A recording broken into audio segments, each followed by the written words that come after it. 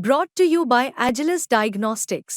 Health test की बात आती है तो मैं भरोसा करता हूँ India's largest diagnostics company Agilus diagnostics. खुद को टेस्ट करते रहो। बुज़दिल डराया करते हैं अक्सर दिलेर को, धोखे से मार देते हैं गीदड़ भी शेर को। नमस्कार दोस्तों, आप क्राइम तक देख रहे हैं। ये दरअसल जो शेर लिखा है ये लिखा है जीशान सिद्दीकी ने, बाबा सिद्दीकी के बेटे। और कई सारे इन्होंने ट्वीट्स किए हैं हाल फिलहाल में, और अब ये ट्वीट काफ़ी वायरल हो रहा है। बिल्कुल। सवाल ये उठता है कि अब इस मामले में आगे पुलिस की जांच कहां तक पहुंची? क्या इस मामले में लॉरेंस बिश्नोई सीधे तौर पर शामिल है?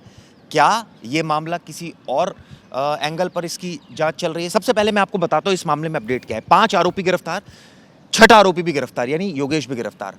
सबसे पहले डायरेक्ट सवाल आपसे कि जो 6 आरोपी गिरफ्तार हुए, 4 तो पहले हो गए थे, मास्टरमाइंड अभी फरार, ये 6 आरोपियों का क्या रोल था? इनके नाम क्या, इनका रोल क्या था? देखिए, मैं बताना चाहूँगा जो 5 आरोपी हैं, पहले उनसे शुरू करते हैं। जो 5 आरोपी मुंबई से सटे करजत इलाके से गिरफ्तार हुए, जहां सलमान खान का फार्म हाउस था पनवेल में। पनवेल से ये अरेस्ट हुए 5।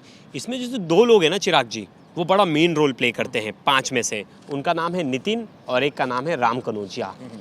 नितिन और राम कनौजिया वही हैं 2 शख्स जिनको सबसे पहले बाबा सिद्दीकी की सुपारी दी गई थी। ये सबसे पहले इनको ही सुपारी दी गई थी, लेकिन ये महाराष्ट्र में रहते थे, मुंबई से सटे इलाके में रहते थे। अब इनको सुपारी किसने दिया था? इनको सुपारी दी थी शुभम लोनकर ने।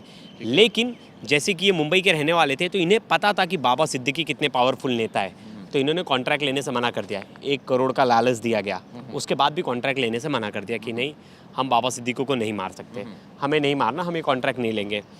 लेकिन सवाल ये है कि अगर इन्होंने कॉन्ट्रैक्ट लेने के लिए मना कर दिया तो इनको अरेस्ट क्यों किया पुलिस ने? इन्होंने लॉजिस्टिक सप्लाई की थी इनको, जैसे कि मैगजीन थे गन्स के, वो सप्लाई किए थे, और अपने साथ रुकाया था करजत में। ये जो तीनों शूटर्स हैं, जो धर्मराज, शिव कुमार और गुरमैल, ये तीनों शूटर्स को करजत में एक घर में रुकाया था। इन्होंने पनाह दी थी 2 शूटर्स को। इसमें 2 शूटर्स 1 दिन के लिए करजत में रुकाया था। करजत में 1 दिन के लिए रुकाया था। और आप समझिए चिराग जी, ये सलमान खान के फार्म हाउस से ज़्यादा दूर नहीं है। मतलब सलमान खान की भी एक तरह से देखा गया तो यही लोग गैंग रेकी कर रहे थे। तो पुलिस ने इनको एज अ चार्ज लिया है कि ये इन्वेस्टिगेट। सवाल एक यहाँ सबसे बड़ा खड़ा होता है प्रवेश, कि 2 आरोपी जो कि कॉन्ट्रैक्ट लेने से मना कर रहे हैं, ये कह रहे हैं भाई हमें 1 करोड़ रुपए उनको दे रहे थे शुभम लोनकर, उसके बावजूद वो इस बात को तो तैयार हो गए कि चलिए मैं हथियार सप्लाई कर देता हूँ। भाई जब आपको डर ही लग रहा है बाबा सिद्दीकी से, आपको ये लग रहा है कि बाबा सिद्दीकी की अगर हम मर्डर कर देंगे या शामिल हो जाएंगे तो हम बर्बाद हो जाएंगे, और उसके बावजूद तैयार हो गए, क्यों? देखिए, मैं बताना चाहूँगा, फिर ये इन्होंने बताया नहीं ना, जो शुभम ने 2 शूटर्स भेजे ना, बताया नहीं कि ये बाबा सिद्दीकी की हत्या करने वाले। अच्छा। इन्हें नहीं पता था, इन्हें तो लगा वो तो इनका क्रिमिनल दोस्त है, छोटा मोटे क्रिमिनल है, उन्हें रुकने के लिए जगह देना है। ठीक है। इन्हें ये नहीं पता था कि ये लोग जो आए हैं ये बाबा सिद्दीकी को ही मारने वाले हैं। इन्होंने मैगजीन जब दी तो इन्हें पता नहीं था कि वो बाबा सिद्दीकी के किलर होने वाले, बाबा सिद्दीकी की हत्या करने वाले, क्योंकि इन्होंने पहले ही मना कर दिया था। लेकिन ये कॉन्स्पिरेसी के पार्ट तो बन गए, क्योंकि इनके दिए गए मैगजीन से ही वो जाके कल को गोली मारा था। अब सुनिए, मैगजीन इन्होंने दिया तो गन किसने दी? तो यहाँ आता है 6वां आरोपी, जिसे कल उदयपुर से गिरफ्तार किया गया है। आपको पता है उसने गन्स कहाँ से लाई थी? क्या नाम है उसका? योगेश नाम है। योगेश ने गन गुजरात से ट्रैवल किया ट्रेन से।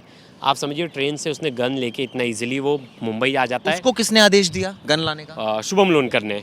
तो इसका मतलब शुभम लोनकर ही सीधा सीधा इस पूरी साजिश में शामिल था। लॉरेंस का नाम क्यों आ रहा है? देखिए, शुभम को अब मैं बताऊंगा। शुभम लोनकर, अब आपने कहा ना शुभम लोनकर मेन, हम डे 1 से बोल रहे हैं कि जब तक शुभम लोनकर नहीं पकड़ाएगा पता नहीं चलेगा। लेकिन अब लॉरेंस का नाम क्यों जोड़ रहे बताना चाहूँगा। शुभम को यही फरवरी में पुलिस अरेस्ट करती है, 2024 फरवरी में पुलिस अरेस्ट करती है, और इसके ऊपर केस लगता है आर्म्स एक्ट का, जो कि महाराष्ट्र के अकोला जिले के अकोट इलाके में। अब ये वहाँ ना 2 जिगाना पिस्तल इनके पास से बरामद होती है। टोटल 8 लोगों का ग्रुप होता है। पुलिस जब इन्वेस्टिगेट करती है और पुलिस जब इनके मोबाइल फ़ोन्स चेक करती है, तो उसमें लॉरेंस बिश्नोई के साथ वीडियो कॉल, उसकी रिकॉर्डिंग, उसके चैट्स, फिर टेलीग्राम पे अनमोल बिश्नोई से बातचीत, उसकी वीडियो कॉल्स, फिर बहुत सारे ऐसे फोटोग्राफ्स, और वो खुद कबूल करता है कि उसके अच्छे दोस्त प्रवेश जो डायरेक्ट इन्वॉल्वमेंट होता है, गैंग का इन्वॉल्वमेंट होना, लॉरेंस इस समय बंद है साबरमती जेल में। ठीक है, ये हमें पता है कि वो कॉन्स्पिरेसी करता है, वो वीडियो कॉल भी कर देता है। सवाल ये उठता है, गैंग का अगर नाम आता है तो लॉरेंस गैंग का नाम आने का मतलब लॉरेंस ने थोड़ी किया ये सब कुछ। लेकिन देखिए गैंग का नाम आता है जब देखिए कोई एक मास्टरमाइंड बैठा होता है ऊपर, जैसे Dubai the D group, Dawood Ibrahim, वो हर शूट आउट में थोड़ी ना खुद आके गोली मारता है। उसका नेटवर्क इतना फैल जाता है कि उसके नाम पे डायरेक्शन दे रहा है, इंस्ट्रक्शन दे रहा है। ये इसने कहा था मारो, ये तो अभी पता नहीं चलेगा ना जब नहीं तक पता चलेगा तो क्यों ये बोला जा रहा है लॉरेंस बिश्नोई? अरे वो लिख रहा है हैशटैग, वो लिख रहा है सबसे पहले हैशटैग लॉरेंस बिश्नोई, और उसको वो पहले भी लॉरेंस बिश्नोई के साथ ही उस केस में पकड़ाया है। तो जब बता रहा है वो खुद ही कि मैं लॉरेंस गैंग से जुड़ा हुआ हूँ, मैं लॉरेंस बिश्नोई गैंग लिख रहा है, और उसको पुलिस ने 6 महीने पहले जब अरेस्ट किया था तब उसके मोबाइल फ़ोन से पूरे वो मिले थे, सबूत मिले थे कि लॉरेंस बिश्नोई गैंग से जुड़ा हुआ है। अगर उसको लिखना ही नहीं होता, हथियार ला रहा है योगेश, हथियार लाए जा रहे हैं जो आप कह रहे थे गुजरात। हाँ, तो जो जिसने एक मिनट, जो हथियार ला रहा है, हथियार वो किससे लेकर आया, साफ हुआ? हाँ, नहीं साफ हुआ। अब वो हथियार लेकर आए, किसने मंगवाए? शुभम लोन। क्यों मंगवाए? इनको सिद्दीकी को मारने के लिए। उसको किसने ऑर्डर दिया? सिद्दीकी को क्यों मारना चाहता था वो? ये उसने कहा है ना, उसने अपने पोस्ट में जो लिखा है, शुभम लोनकर ने लिखा है कि सलमान खान के साथ दोस्त थी। हाँ, उसको क्या प्रॉब्लम है सलमान खान से? डी कंपनी के साथ इसके संबंध और रियल एस्टेट में इसका इंटरफेरेंस। रियल एस्टेट में इंटरफेरेंस? ऐसा कौन सा रियल एस्टेट में इंटरफेरेंस हो रहा था? अब ये नहीं पता चल पा रहा है ना, अभी तक ये इन्वेस्टिगेशन में साफ नहीं हो चुका है। लेकिन उसने जब पूरा पोस्ट लिखा तो उसने सलमान खान का नाम मेंशन किया। सलमान खान से किसकी दुश्मनी है? नहीं, ये सलमान खान से किसकी दुश्मनी है? ठीक है, लॉरेंस की है, लेकिन सवाल ये उठता है ना, हैशटैग क्या दिया था? सवाल ये होता है, आपसे सवाल है हैशटैग क्या दिया था? लॉरेंस। हाँ, और दुश्मनी किससे? सलमान खान से। डी कंपनी का नाम भी जोड़ा गया। डी कंपनी से किसको प्रॉब्लम है? लॉरेंस बिश्नोई को। तो ये तो पूरा मैसेज ही जो था वो हम अगर जब तक ऐसा तो नहीं कि हम इनडायरेक्टली किसी को एक्यूज कर रहे हो और पता लगा ये तो मिड चेन है, यानी कि कई जगह मैंने पढ़ा और कई जगह हमारी बात हुई जिसमें ये है कि भाई शुभम लोनकर ने साजिश रची। इसमें जो साजिश रची गई वो योगेश के थ्रू हथियार मंगाया गया, जो आरोपी पकड़े गए उन्होंने मैगजीन दिया। इसके बाद ये एक जो लोअर लेवल पर जो एग्जीक्यूटिव गुलरैम, क्या नाम? गुलमेर, इन लोगों ने एग्जीक्यूट किया प्लान को। ये तो सीधा एक लोकल ग्रुप लग रहा है। हम ये भी नहीं कह सकते कि इसे लॉरेंस ने मरवाया, क्योंकि हमने 2-4 दिन पहले एक वीडियो बनाई थी जिसमें हमने कहा था कि लॉरेंस के आपसी ग्रुप में भी फूट है। हाँ। कोई लॉरेंस से डिस्कस करके हर क्राइम नहीं हो रहा, ना लॉरेंस से बातचीत करके ये लोग कोई उठा रहे। लॉरेंस के नाम पे कोई कुछ भी कर रहा है। मतलब जो लॉरेंस का ग्रुप इतना बड़ा हो गया है कि शूटर्स अपने मन माने हिसाब से किसी को भी धमका देते लॉरेंस का नाम लेके। तो लॉरेंस थोड़ी ना आता है जेल से धमकी देने उस आदमी को। तो ऐसी कोई बात अभी तक सामने नहीं आई कि लॉरेंस ने ऑर्डर दिया है। हाँ, जब तक मैंने क्या कहा, जब तक 2 लोग नहीं पकड़ाएंगे, एक शुभम लोनकर और एक जिशान अख्तर, ये दोनों प्राइम एक्यूज्ड है जिन लोग ने ऊपर बैठ के मास्टरमाइंड बोलते हैं ना, जो हैंडलर है, जो पीछे बैठ के जो पूरी प्लानिंग कर रहे थे, इन दोनों को जब तक पुलिस नहीं पकड़ेगी, मैं कहता हूँ ये केस साफ नहीं हो पाएगा और इस केस के बारे में कोई भी परतें नहीं खुल पाएंगी जब तक ये लोग, क्योंकि जो शूटर्स होते हैं उनको सिर्फ ऑर्डर्स होते हैं, उनको रीज़न नहीं बताया जाता।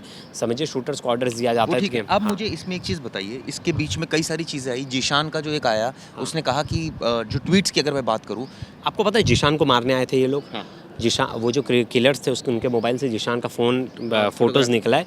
आपको पता है जिशान को बाहर बहुत शोर शराबा रहता है, तो जिशान अपने पापा के साथ बाहर आता है, बाहर से दुर्गा विसर्जन का वो जाता है मूर्ति, तो वो फ़ोन उठाने के लिए अंदर चला जाता है, क्योंकि उस शोर शराबे में उसको कॉल पे बात है। वो जैसे ही अंदर जाता है तब तक शूटर्स के पिताजी को शूट कर देते हैं। तो उस समय जिशान बच जाता है, लेकिन टारगेट पे दोनों थे, पिता और बाप दोनों। क्योंकि इसमें एक रीज़न प्रवेश ये भी आ रहा है कि कोई प्रॉपर्टी का डिस्प्यूट था। हम नेटवर्थ के बारे में मैं बताना चाहूँगा। बाबा सिद्दीकी की नेटवर्थ 2014 में जो चुनाव आयोग में उन्होंने हलफनामा दाखिल किया, उसके मुताबिक 80 करोड़ के आसपास थी। उन्होंने रियल एस्टेट में बहुत सारे प्रोजेक्ट्स उन्होंने लिए। आप तो मुंबई के, आपको बहुत ज़्यादा इसके बाद जानकारी होगी। ईडी ने उनके यहाँ रेड किया। इसके बाद ईडी ने 482 करोड़ रुपए सीज किया। वो किस फॉर्म में? 29 फ्लैट की फॉर्म में। अब सुनिए, इनकी जो कंपनी थी, उस कंपनी ने उसमें इन्वेस्टमेंट किया था, वो सारा सीज किया, यानी और 80 करोड़ उस समय 2014 में ईडी ने सीज किया। उसके बाद सुनिए, 10 साल बीत गए इस बात को, यानी कि आज करीब 2024 है, 10 साल बाद जो उनकी अप्रॉक्स जो वेल्थ नापी जा रही है, जो उनकी वेल्थ हो सकती है, वो करीब हज़ारों करोड़ में है। इसमें तो कोई दो राय नहीं है। बिल्कुल दो राय नहीं। जो प्रॉपर्टीज थे वो अब उनकी कीमत इतनी होगी जितनी आप बता रहे हैं, और इसमें दो राय नहीं है। लेकिन चिराग जी, कई जगह मैंने सोशल मीडिया पर, मैं खुलकर बोलना चाहूँगा, कई जगह मैंने सोशल मीडिया पर ये चीज़ सुनी और लोगों ने बोला कि इतना पैसा एक राजनेता ने कैसे कमा लिया। मैं ये एक्यूज़ नहीं कर रहा कि वो उन्होंने गलत तरीके से कमाया, लेकिन ऐसे ईडी ने रेड की। ऐसे तो बहुत सारे राजनेता हैं जिनके पास बहुत सारी मतलब इतनी संपत्ति है जिसके बारे में अगर हर किसी की इन्वेस्टिगेशन होने लगे तो बहुत सारे ऐसे नेता निकलेंगे। चिराग जी, लेकिन सवाल ये है कि हम जो स्टार्टिंग में जो वीडियो बन रही थी, क्या इसे लॉरेंस बिश्नोई ने कराया? मुझे लॉरेंस बिश्नोई का स्टाइल नहीं लगता, मैं आपको बता रहा हूँ, क्योंकि आप पिछले क्राइम्स देख लीजिए। चलिए पास्ट में चलते हैं, सिद्धू मूसेवाला को जब इन लोगों ने मरवाया तो फ्रंट में आके इन्होंने बोला, तो वहाँ पर्सनल दुश्मनी थी डायरेक्ट, और उन्होंने पहले 10 बार सिद्धू मूसेवाले को धमकी दिलवाई, फिर सिद्धू मूसेवाला को कई बार उन्होंने सीधा धमकी दी। फिर इसके बाद आ जाते हैं इनके गोगामड़ी पे। गोगामड़ी को भी गोदारा ने कई बार धमकियाँ दिए, बहुत बार लेटर्स दिया। बाबा सिद्दीकी को कभी कोई धमकी नहीं आई इनके गैंग की तरफ से, ना बाबा सिद्दीकी को कभी लॉरेंस बिश्नोई ने थ्रेट दिया, ना लॉरेंस बिश्नोई ने किसी इंटरव्यू में बाबा सिद्दीकी का नाम लिया, ना लॉरेंस बिश्नोई के भाई ने, ना गोल्डी बराड़, किसी ने भी आज तक बाबा सिद्दीकी का नाम नहीं लिया। अब अचानक में बाबा सिद्दीकी, ये इनका स्टाइल ही नहीं है। लॉरेंस अगर किसी को उनका ग्रुप मरवाता है तो वो फ्रंट फुट पे आके बोलते हैं, फ्रंट फुट के आके बोलते हैं कि ये हमने किया है। गोल्डी बराड़ फ्रंट फुट के आके बोलता है कि हमने किया है। तो ये भी तो कोई फैक्ट नहीं है ना कि कई बातें ऐसी भी हैं कि इन्होंने एक्सटॉर्शन कई बिजनेसमैन से वसूले, उनसे कोई इनकी पर्सनल दुश्मनी थोड़ी थी, उनसे तो एक्सटॉर्शन वसूलना था। वसूलना था, लेकिन उनको गोली, यहाँ भी वसूली कोई एक इशू हो। नहीं। आप देखो, दो लोगों को लॉरेंस, मुझे जहाँ तक लगता है, 2 लोगों को लॉरेंस निशाना नहीं बनाता। एक पुलिस विभाग, दूसरे पॉलिटिशियंस। और इन दोनों, कभी आपको कोई केस नहीं मिलेगा कि किसी पुलिस वाले और किसी पॉलिटिशियंस को इन लोग निशाना बना रहे। ये लोग उनसे 2 कदम की दूरी रखते हैं। अब ये पॉलिटिशियंस को निशाना बनाना मुझे कहीं भी समझ नहीं आ रहा। आपको देखो, रोहतक वाले केस में चले जाओ, जिसको गोली मारा इन्होंने, वो भी सट्टा व्यापारी था। फिर इन्होंने जो राजस्थान में एक गैंगस्टर को गोली मारा, वो भी गैंगस्टर था। ये जिसको गोली मरवा रहे हैं, या तो वो इनडायरेक्टली कोई गैंगस्टर या किसी गैंग के ग्रुप का हिस्सा है, ये किसी बिजनेसमैन जो है उसको सीधा गोली नहीं मरवा रहे। तो इसका एक एग्जांपल देते हैं। क्या कहना है आपका? नहीं, इस बात से कहने का मतलब क्या ये माना जाए कि ये जो पूरी इनकी टसल चल रही है, ये जो गैंग बना रखा है इन्होंने, 84 मामले एनआईए ने अपने चार्जशीट में दिखा रखे हैं, ये बता रखा है भाई ये तो पूरा डी कंपनी की तरह ऑपरेट कर रहा है इसका ग्रुप। ये तो इसने, एक मिनट, ये तो इसने सारे ग्रुप से पैचअप कर लिया है और ये पूरा एक इतना बड़ा नेटवर्क इसने क्रिएट कर दिया है। इसका मकसद क्या है? सिर्फ एक मकसद है कि बिजनेसमैन को थ्रेट करो, वहाँ से एक्सटॉर्शन मनी लो और वहाँ हो सकता है, और पैसे तो कमा ही रहे। तो फिर ये किस लिए कर रहे हैं? कोई समाज सेवा थोड़ी करने, कोई समाज सेवा नहीं कर रहे, कोई जेल में बैठ के समाज सेवा कर रहे। इन्होंने कितने जानवर की जान बचाई है। हाँ, जो इतना चिल्लाते, कल मैंने सलमान खान के पिताजी का इंटरव्यू देखा, उन्होंने पूछा इन्होंने कितने जानवरों की जान बचाई है। मेरे बेटे ने तो आज तक कॉकरोच तक नहीं मारा। सलमान खान के पिताजी ने कहा, सलीम खान ने, इन्होंने कितने, तो एक उनका डिफेंस नहीं डिफेंस नहीं, बात सही है। तुमने समाज के लिए इतना कौन सा अच्छा काम कर दिया जो तुम इतने बड़े समाज सेविक बन रहे हो?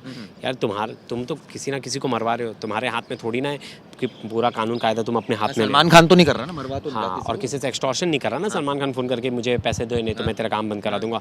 लॉरेंस बिश्नोई के नाम पे पूरे देश में कहीं ना कहीं हर दूसरे दिन एक्सटॉर्शन के केसेस आ रहे हैं। उनके गुर्गे लॉरेंस बिश्नोई का नाम लेके धमकी दे रहे हैं, और ऐसे बहुत सारे हैं, मतलब 1-2 नहीं, पूरा देश में इनका नेटवर्क फैला पड़ा है। चिराग जी, आप देखो, फिर नेटवर्क फैला पड़ा है तो इनका काम क्या है? यही तो काम है इनका कि पैसा कमाना। पैसा कमाए, कैसे कमाएंगे? बिजनेसमैन को धमका के कमाएंगे। आपको पता है, पहले बात हमें नोटिस करनी चाहिए, एनआईए ने इसे आतंकवादी घोषित कर दिया। एनआईए के हिसाब से तो ये आतंकवादी है, टेररिस्ट, क्योंकि इन्होंने, आपको याद होगा जो हमने इस पे खबर की थी कि एनआईए के रिपोर्ट के हिसाब से, एनआईए ने जो रिपोर्ट लगाया उसमें तो इन लोगों के ऊपर जो सेक्शंस लगाए वो टेररिज्म वाले सेक्शंस लगाए, टेररिस्ट के सेक्शन लगाए, इसे टेररिस्ट बताया गया है। इनको तो ये बताया गया कि अब ये पाकिस्तान के आईएसआई के साथ मिल गए हैं। अब ये रिंदा के साथ मिल गए हैं। ये वहाँ से स्मगल ड्रग्स जो आई, ड्रग्स में भी इनका नाम जोड़ा। जो ड्रग्स गुजरात के एयरपोर्ट पर मिली, वहाँ मिली बंदरगाह पर। इसके अलावा जो हथियार आ रहे हैं, सीधा इन्वॉल्वमेंट बता रहे हैं अब तो इनका। बोलो, अब तो ये ग्रुप छोटा नहीं रहा। अडानी पोर्ट पे, जो पोर्ट पे इन बात कर रहे हैं जहाँ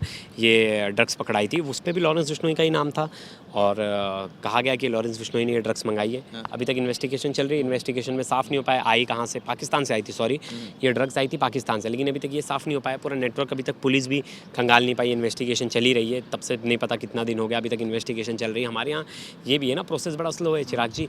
डायरेक्ट आप देखो, किसी भी ना, हम सिर्फ ये सिर्फ देखो, ये बात जो करना चाह रहे आदमी हैं कि 84 मामले जो एनआईए ने दर्ज किए वो कोई हवा में तो दर्ज नहीं कर लिए? नहीं नहीं नहीं, हवा में सारे दर्ज हवा में दर्ज कर लिए? नहीं, हवा में दर्ज नहीं कर लिए, लेकिन सबूत लाना भी बहुत बड़ा अपने आप में टास्क है ना। आप नेक्सस कड़ी कितनी कड़ी जोड़ते जाओगे। हाँ, मैंने समझो मैंने जेल से बोल दिया मेरा सलमान खान दुश्मन है, मैंने बाहर किसी मेरे गुर्गे को ऑर्डर नहीं भी दिया, पता चला उसने मन बना लिया कि बॉस को खुश करने के लिए मुझे इसकी हत्या करनी है, बॉस को खुश करने के लिए मुझे इसके घर के और वो तो ओपनली सलमान खान को धमकी देता है, कोई ऐसा छिपा नहीं है। वो तो सलमान खान साफ कहता है जाए मंदिर में अगर वो जाके माफी मांग लेगा तो हम छोड़ देंगे। माफ़ी मांगना मतलब क्या होता है, ये बात सलीम खान ने कहा। माफ़ी मांगना मतलब ये एक्सेप्ट करना कि उसने वो काला हिरन मारा है, ये कोर्ट डिसाइड करेगा ना चिराग जी आगे चल के कि क्या उसने काला हिरन मारा है नहीं मारा है, उसके हिसाब से चलेगी ना। वो थोड़ी ना देश में कानून हमें हाँ फिर एक ईगो की बात भी तो हो जाती है ना कि एक अभिनेता कैसे कल को तुम्हारे दोस्तों ने गोल्डी बराड़ इन लोग ने हत्या कर दी, सिद्धू मूसेवाले की हत्या करा दी, तो सरकार को भी इन्वेस्टिगेशन कोई केस नहीं बनाने चाहिए, तुम्हें लाके चौराहे पे गोली मार देनी चाहिए, ये होना चाहिए ना, ये ऐसा होना चाहिए ना तुम्हारा जो कानून चलता है उस हिसाब से। तो लेकिन ऐसा नहीं होता, देश कानून से चलता है, तो जो कोर्ट निर्णय लेगा उस पर ही दबे रहना चाहिए कि कल को कोई भी गुंडा उठ सुट के खड़ा हो गया और बोल दिया कि भाई ये करो वो करो, नहीं तो ये धमकाना है क्या, इस देश में रह रहे हो धमका रहे हो। देखिए चिराग जी सब बोलते हैं ना, मुझे बहुत सारे लोगों की बाइट सुनी, आदमी खुद ना डिफेंस में बैठा है इसलिए इतनी बड़ी बड़ी बातें कर रहा है, जिस दिन वो जेल से बाहर आए वो इतनी बड़ी बड़ी बातें नहीं करेगा। और ये बात सच है, पुलिस की प्रोटेक्शन में अच्छी जगह लेकिन एक सवाल जो हमेशा उठता है और हमेशा ये कहा जाता है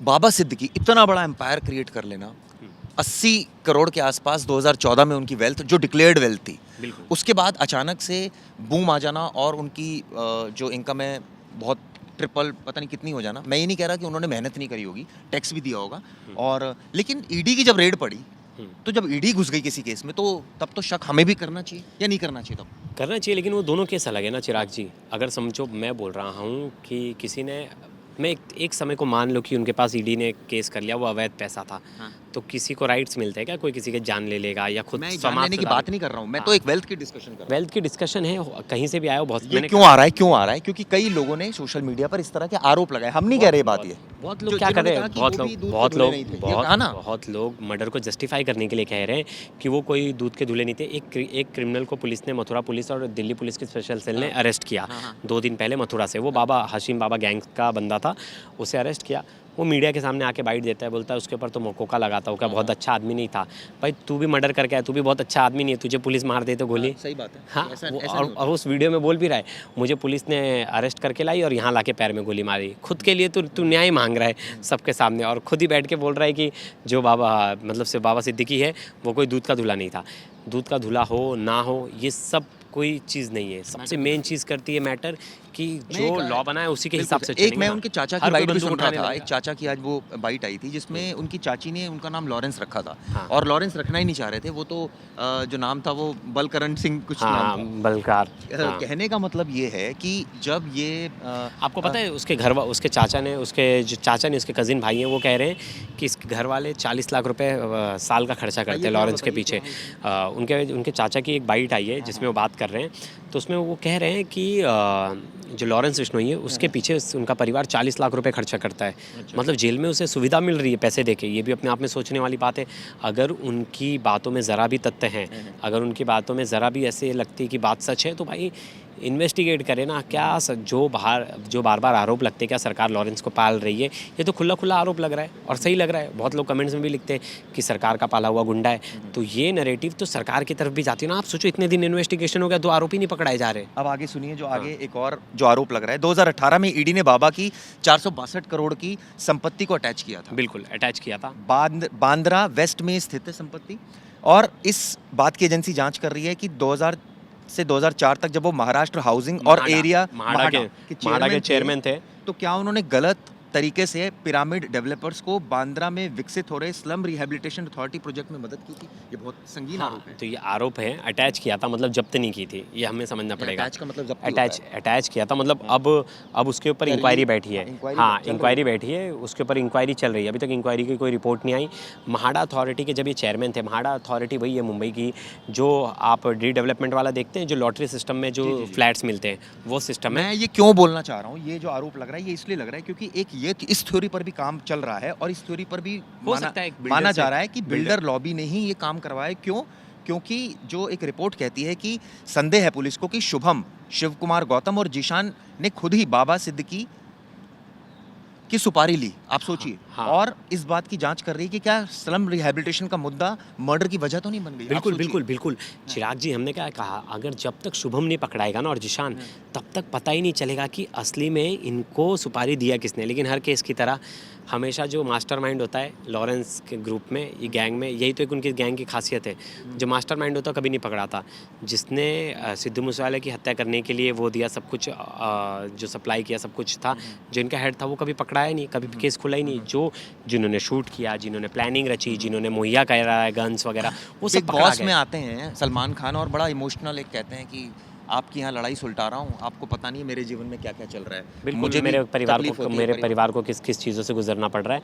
और उनके पिताजी ने भी कहा कि मेरे बेटे का कोई रोल नहीं है, मेरे बेटा का नाम क्यों घसीटा जा रहा है, मुझे ये नहीं समझ में आ रहा है। उनका भी बहुत लोगों से उनकी दुश्मनी थी ऐसा। लेकिन इसके इतर एक और कहानी भी है। बाबा सिद्दीकी के परिवार की हमने जीशान की जो हमने ट्वीट्स देखे, तो गलती तो बाबा सिद्दीकी कोई, किसी को भी ये राइट नहीं है कि किसी की इस तरह से हत्या कर दी जाए। तो बिल्कुल। उनके परिवार के साथ भी तो अन्याय हुआ ना एक तरह से। बिल्कुल अन्याय हुआ है, अरे बहुत बड़ा अन्याय हुआ है। और पैसा देखिए अलग चीज़ है, वो एक अलग इंक्वायरी कुछ भी है, मैं बोल रहा हूँ मैं बोल रहा हूँ कि कोई भी केस होगा, सज़ा कौन देगा? कोर्ट देगी सज़ा। हाँ, अगर सरकार या पुलिस सज़ा नहीं दिला पा रही है तो ये उनका फेलियर है। तो ये ऐसे नहीं होगा किसी गुंडे के हाथ में सौंप देंगे सब एक कुछ। सवाल प्रवेश उस समय भी बहुत उठा जब गोलियां चली, सिक्योरिटी गार्ड क्या कर रहे थे? एक ही था, एक ही सिक्योरिटी। पहली बात ये तो अफवाह है कि उनको वाई सिक्योरिटी मिली थी, हाँ, नहीं जेड थी सिक्योरिटी, एक कांस्टेबल था उनके पास। और जब किसी को किसी बात की चिंता ही ना हो, वो बहुत खुले वाले नेता थे। ऐसा नहीं थे कि वो जहाँ जाते थे वहाँ भीड़ उनके पीछे आती थी। ये अपने एरिया में बड़ा फेमस थे। जब भी मुझे कभी ऐसा अंदाज़ा ही नहीं होगा कि चिराग जी मेरी लाइफ को थ्रेट है, तो मैं इतनी सिक्योरिटी इतना वैसे क्यों रहूँगा। वो हर किसी से बात करते थे, खुल के चलते थे। मुझे नहीं लगता अगर किसी ने रेकी भी की है तो उनको मारना बहुत मतलब हार्ड काम होगा। वो तो लोगों के नेता थे। वो हर किसी गली गुच्ची में किसी का प्रोग्राम होता था उसमें चले जाते थे, लोगों से बात करते थे, अपने ऑफिस में लोगों को आने देते थे, कोई रेस्ट्रिक्शन नहीं इसमें था। भी कोई दो राय नहीं है कि बाबा सिद्दीकी ने अपने टाइम में बहुत लोगों का भला भी किया होगा। अरे आप कोविड का टाइम देख लीजिए। कोविड के टाइम में मुझे लगता है उनके घर से राशन बनते थे, राशन पैक होते थे। मैं जिशान सिद्दीकी का ट्विटर पे पोस्ट देखता था, बहुत ज़्यादा हेल्प की थी वहाँ ने बांद्रा के लोगों की। और बांद्रा के लोग ये बात जानते, इसीलिए लगातार जीत के भी आ रहे थे। लोगों का प्यार था। MLA, हाँ, और उनके बेटे को भी जिता रहे थे। तो ये लोगों का प्यार था, लोगों का सपोर्ट था। हम देखते थे जब उनकी पार्टी होती थी इफ्तार, कितने सारे बॉलीवुड ही वहाँ आया होता था। सेलिब्रिटी भी बहुत सारे थे। और ये मतलब देखो, कहीं ना कहीं चिराग जी, हर किसी का नाम कोई राजनेता बनता है तो उसके पॉजिटिव साइड्स भी होते हैं, नेगेटिव साइड्स भी होते हैं। पॉजिटिव साइड्स होते हैं वो ज़्यादा सामने नहीं आते, नेगेटिव साइड सामने आते। लेकिन नेगेटिव साइड सामने आ रहे तो इसका मतलब ये नहीं कि किसी को भी भारत में अथॉरिटी मिल जाती है कि खुल के किलिंग करे। वो ऐसे चीज़ों को प्रमोट नहीं होना चाहिए। वो कितना भी बुरा आदमी था, अगर कुछ भी था, कोई भी बोल रहा है, ये जो आरोप लगा रहे हैं ये लोग, ये जो इसके क्रिमिनल्स हैं कि वो कोई दाऊद गैंग से जुड़ा था, ये था, अरे था सबूत, केस हुआ, कुछ हुआ। वो तो उन्होंने तो खुद केस कराया था छोटा शकील के खिलाफ कि वो उनके धमकी देता है। अगर छोटा शकील उन्हें धमकी देता तो उसके ग्रुप का थोड़ी ना जुड़े हुए होते। ये सब अफवाहें हैं। क्रिमिनल्स का ब्रेन वॉश कैसे किया जाता है, उनको कैसे उकसाया जाता है। आप देखो, ये महाराष्ट्र के जो दोनों किलर्स थे ये रेडी नहीं हुए, तो इन्होंने किलर्स कहाँ से लाया? यूपी से, कि उनका ब्रेन वॉश करना इजी था। उनको महाराष्ट्र के बारे में ज़्यादा पता नहीं था, इस नेता के बारे में ज़्यादा पता नहीं था, तो उसका ब्रेन वॉश करना इजी था। उसको ब्रेन वॉश करके इजीली इन्होंने अपना वो कर दिया कि मना लिया कि भाई तुझे सुपारी दी जाएगी, ये कोई बहुत अच्छा आदमी नहीं है। तो वो रेडी हो गए दोनों, नए किलर्स, नए शूटर्स। हाँ, सलमान खान ने एक नई गाड़ी ऑर्डर कर दी है दुबई से, और वो गाड़ी जो है वो बताया जाता है 2 करोड़ से ऊपर की है। तो अब तो ऑलरेडी उनकी वाई सिक्योरिटी है, 50 से 60 पुलिसकर्मी उसमें रहते हैं।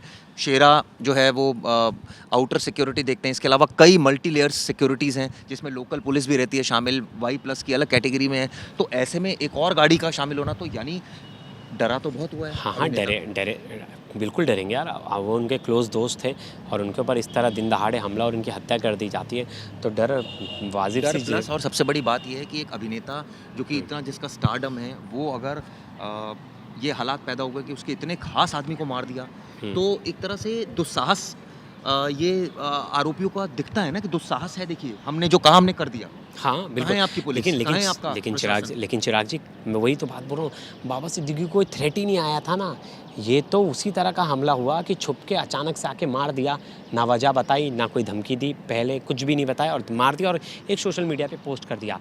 अब तक ये भी साफ नहीं हो पाया लोनकर ने ये पोस्ट पुलिस को गुमराह करने के लिए किया है या इसके पीछे, लोनकर के पीछे कोई और शख्स है जिसने उसे गाइड किया कि पुलिस को उम्मीद गुमराह की जानी चाहिए महाराष्ट्र पुलिस से कुछ? आप तो महाराष्ट्र को हाँ समझते हैं बिल्कुल अच्छी तरह। बिल्कुल, मुझे लगता है मुंबई पुलिस बहुत अच्छा इन्वेस्टिगेट करती है हर चीज़ों में, लेकिन अभी तक टाइम लग रहा है। लेकिन डेली कुछ ना कुछ अच्छा अपडेट हो रहा है। लिए लोगों का नेक्सस पकड़ के तुरंत अरेस्ट करके ला रहे हैं। उदयपुर से पकड़ के ला दिया जिसने गन दी थी, फिर जिसने अलग मुहैया कराया था। अब तक टोटल 11 गिरफ्तारियां हो चुकी है। तो स्पीड है इन्वेस्टिगेशन, हाँ 10 गिरफ्तारियां, तो इन्वेस्टिगेशन स्पीड है। लेकिन मैं अभी भी कहूँगा मुंबई पुलिस को, जब तक जिशान अख्तर और शुभम लोनकर नहीं पकड़ाएंगे ये केस कभी नहीं खुल एक सकता। जो कि सबसे इसको- ज़्यादा दिक्कत आती है इन तमाम केसेस में, हम देखते हैं लॉरेंस से पूछताछ नहीं हो सकती क्योंकि वो साबरमती जेल के अंदर है, और सरकार क्योंकि ने- वो सरकार- अब गुजरात सरकार के का क्रिमिनल एक तरह से कहा जाए उसको है, उनकी जेल में बंद है। उसके लिए एक एमएचए का ऑर्डर हमेशा सामने आ जाता है और ये कहा जाता है भैया जिससे पूछताछ करनी है वहाँ चले जाएं। हाँ बिल्कुल, क्योंकि ऐसा लगता है गवर्नमेंट को कि उसकी जान को बाहर खतरा है। अगर वो उसकी बाहर- जान ठीक है, हमें तो हाँ, सेफ्टी हर किसी की रखनी हर किसी अतीक हो या कोई भी हो। ठीक है। मैंने क्या कहा चिराग जी डे वन से कि लॉ से देश चलना चाहिए। क्रिमिनल ऐसा नहीं है कि किसी को भी, कोई कितना भी बड़ा क्रिमिनल हो तो जो कोर्ट सजा दे वही सज़ा मिलनी चाहिए।